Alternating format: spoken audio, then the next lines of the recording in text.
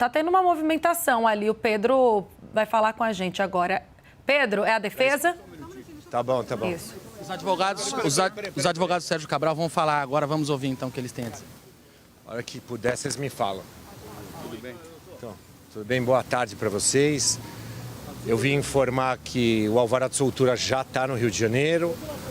A gente aguarda a vinda do oficial de justiça com o alvará para ser dado cumprimento, para que o ex-governador possa então se dirigir à casa dele. Como é que vai ser isso? O cumprimento da prisão, domiciliar? O cumprimento da prisão domiciliar tem algumas restrições. Ele não pode deixar a residência, ele tem que aceitar o monitoramento eletrônico que vai ter, ele não pode ter qualquer tipo de contato com pessoas ligadas aos processos, ele tem que receber visitas só dos advogados e comparecer a todos os atos do processo a que ele for chamado. Doutor, o filho dele já está aí dentro? O filho dele já está aí porque ele vai sair com o filho para a residência onde ele vai... Qual dos filhos é? O Marco.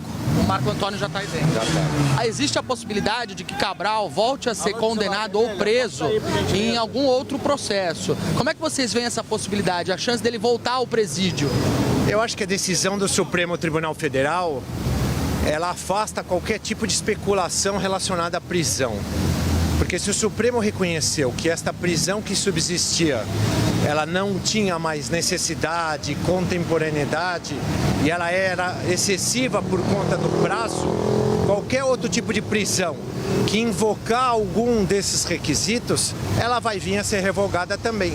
Porque o Supremo Tribunal Federal, e não obstante ter decidido um caso de Curitiba, ele deu um entendimento que pode se aplicar a qualquer outro tipo de processo que o ex-governador responda. Como é que está a cabeça do Cabral agora? Vocês falaram com ele? Obviamente que ele está feliz. Depois de tanto tempo vai poder ficar com a família, com os filhos, com os netos, é isso que ele mais deseja. Já colocou a tornozeleira eletrônica, vai colocar aqui, como é que vai ser? Isso é um expediente que a gente está aguardando, porque não houve imposição de colocação da tornozeleira para que ele saia, ela pode ser colocada na residência também, isso é uma questão burocrática que a gente está resolvendo. Em quanto tempo ele deve deixar o presídio? Eu acho que até o fim da tarde ele já deve se dirigir para a residência, onde ele vai cumprir a prisão domiciliar. Como comprovar a inocência dele diante de tantos processos e tantas condenações? Então, cada caso é um caso, a defesa tem uma estratégia montada a respeito disso. Existem processos que já foram anulados, existem processos que Correios anularam por conta de ilegalidades e a gente vai seguir essa estratégia também. Mas ele mesmo já confessou vários crimes dos quais ele cometeu. Esses são casos que, um desses casos que você fez referência, foi um que foi anulado e que vai ser reiniciado por conta de uma incompetência. E nesta oportunidade, ele vai ter uma nova chance de se explicar e de eventualmente dar a versão que melhor seja de interesse dele para a defesa dele. Os responsáveis pelas condenações de Cabral, entre eles foram o ex-juiz Sérgio Moro, em Curitiba, e o juiz Marcelo Bretas, aqui no Rio de Janeiro. Do ponto de vista prático, como é que a defesa agora vai agir em relação a esses dois juízes? Vocês vão questionar a competência deles e das varas? Já estamos questionando. Já tem recursos questionando ambas competências. Essa última soltura é a única condenação que vinha da comarca de Curitiba, todas as outras são aqui do Rio de Janeiro, mas mesmo assim não se justifica porque todos os processos caíram na mesma vara. Tem um princípio no direito que chama princípio do juiz natural. A pessoa tem que ser processada e julgada por um juiz imparcial, justamente para que não se tenha pré-julgamentos ou não se tenha uma predisposição para um lado ou para o outro. O senhor passou boa parte da tarde aqui e ao longo desse período, o senhor deve ter ouvido muitas manifestações das pessoas em relação à situação do ex-governador. São muitas condenações, as penas somadas também são elásticas. A liberação dele agora não fica um ar de impunidade para a sociedade? Então, a justiça não pode ter dois pesos e duas medidas. Todos os outros acusados na Operação Lava Jato foram colocados em liberdade muito antes. a soltura determinada agora não é uma declaração nem de impunidade e nem de inocência. O que se decidiu? Se decidiu que não tinha mais cabimento se manter uma prisão preventiva de 6 anos. Por todos aqueles motivos que eu já elenquei para vocês. E não foi só o Supremo que decidiu assim.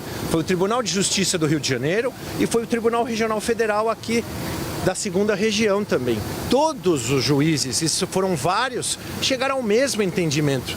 Não é possível se manter uma prisão que não tem mais qualquer respaldo na necessidade. O tempo agora joga, entre aspas, a favor de Sérgio Cabral, porque serão muitos recursos. O ex-governador já tem uma certa idade, acima dos 60. E esses recursos provavelmente vão protelar decisões. O tempo joga a favor agora da defesa? Eu não diria isso, porque esse tempo todo passou e ele estava encarcerado até o dia de hoje. Todos os processos têm o seu trâmite e em todos esses processos a defesa espera atuar e corrigir falhas que aconteceram. Mas em todos que ele foi condenado, nenhum transitou em julgado. Já houve condenação de 2ª instância, mas o senhor está entendendo? Mas é porque em vários processos, ele não é o único acusado, mas é o único acusado que estava preso. Então eu volto a dizer o que eu repeti há pouco. Por que 2 pesos em 2 medidas? Porque ele é ex-governador e as outras pessoas que também tinham algum tipo de ex-função política ou foro privilegiado e estão em liberdade. Ele tinha o direito de estar em liberdade e todos os tribunais que eu fiz referência reconheceram esse direito. O Sérgio Cabral é o último preso de porte da Operação Lava Jato, hoje que está sendo solto. Como é que o senhor vê o simbolismo desse dia e da soltura dele em relação ao que foi a Operação Lava Jato nesses últimos anos? Eu não vou aqui criticar a Operação Lava Jato, até porque eu não sou defensor de outras pessoas da Operação Lava Jato aqui no Rio de Janeiro. Ele é a pessoa que eu defendo e em relação a ele eu posso dizer que foram cometidos vários erros e várias ilegalidades, que eu espero que sejam corrigidas, porque a justiça tem que ser aplicada para todos, independentemente se ele já teve algum cargo ou não teve algum tipo de cargo. Toda pessoa tem que ser julgada, como eu disse, por um juiz imparcial, respeitado os princípios da legalidade, da razoabilidade, o que não aconteceu no caso do ex-governador. Uma discussão é se ele está inelegível ou não, e se ele tem alguma pretensão política em estando elegível ainda?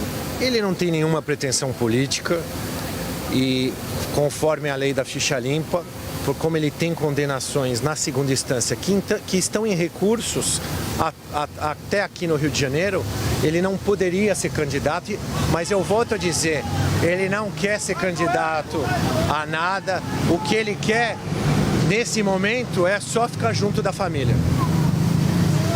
Ouvimos então aí o advogado de Sérgio Cabral, Daniel Bialski, ele que falou aqui com os jornalistas, Tainá, explicando um pouco de como que foi esse processo, como está sendo esse trâmite aqui no presídio da unidade prisional da Polícia Militar, na cidade de Niterói, na região metropolitana do Rio de Janeiro. Portanto, confirmando para vocês aquela informação que a gente tinha, Marco Antônio Cabral, que foi justamente o filho que tentou ser eleito deputado estadual, usando o legado de Cabral, já está lá dentro para buscar o pai, ele que vai sair com a família e vai daqui a pouquinho para o bairro de Copacabana, onde justamente vai ficar preso com a prisão domiciliar, cumprindo todas aquelas medidas, todas aquelas determinações da juíza Gabriela Hart de Curitiba. O presídio e a Polícia Militar, me informou agora há pouco o porta-voz da PM aqui no Rio de Janeiro, ainda não foram comunicados do alvará de soltura de Curitiba.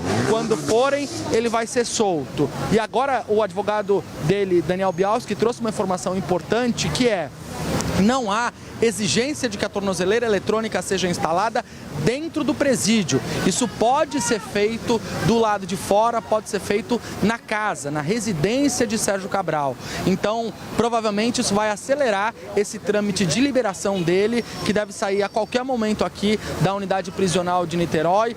O Daniel Bialski, advogado dele, também estava dizendo aquilo que eu já vinha trazendo para vocês, que a defesa vai continuar tendo como estratégia descredibilizar a Vara Federal de Curitiba, o ex-juiz Sérgio Moro, e a Vara Federal do Rio de Janeiro, o juiz Marcelo Bretas, para tentar, assim, conseguir manter Cabral solto, em casa. Ele diz também que Cabral não tem pretensões políticas, não quer ser candidato, só quer descansar, voltar a ficar com a família. Então a gente vai ver daqui a pouquinho, por essa porta aqui da unidade prisional de Niterói, a família buscando o Sérgio Cabral e o levando de volta para casa. Você viu aí que ele não quis criticar a Operação Lava Jato, não teceu críticas ao que aconteceu, mas de fato aqui nessa porta aqui na unidade prisional de Niterói, daqui a pouquinho a gente vai ver o último preso de porte da Operação Lava Jato ganhando liberdade. Tainá? Obrigada, ô Pedro Duran. A defesa falava do filho que está com ele, gente, é o Marco Antônio Cabral. Ele é deputado federal, tentou a reeleição e não conseguiu esse ano. E o outro filho dele, o José Eduardo, foi o que foi preso naquela operação de contrabando de cigarros, da qual a gente falava agora há pouco. Então, são duas pessoas diferentes. O Marco Antônio, deputado, é quem está junto com os advogados, agora na unidade prisional, para daqui a pouco retirar Sérgio Cabral, de acordo com a decisão do Supremo, e levá-lo para cumprir prisão domiciliar.